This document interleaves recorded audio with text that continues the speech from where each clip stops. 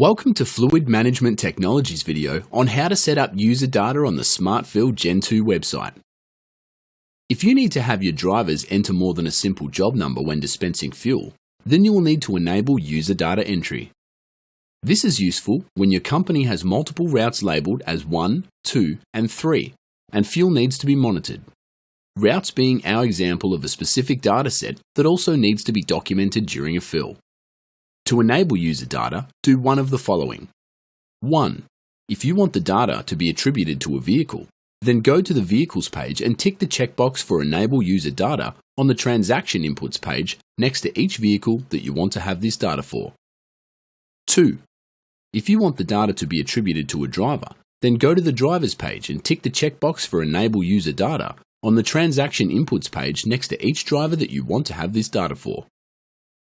User data can be used in one of two ways. 1. You can enter the data required with a corresponding numerical code to be handed to your drivers. Or 2. Not have any user data in the list at all and allow free-form entry by your drivers.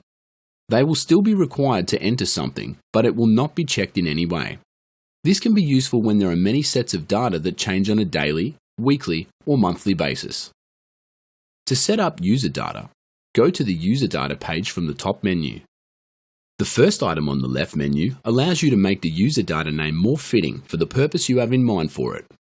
This name will be the column header on the transaction report and also on the top menu. The Definitions menu will show you what data has already been created and allow you to add more data to the list. To add more data, just click the Add button and add a numerical code and a description of the data. Remember, if you want to allow free-form entry, then this list has to be empty. If you have more than one Smartfill Gen 2 unit allocated to your website, then the Unit Allocation menu allows you to specify which Smartfill unit the user data pertains to. Thank you for joining us for this short video on how to set up user data on the Smartfill Gen 2 website.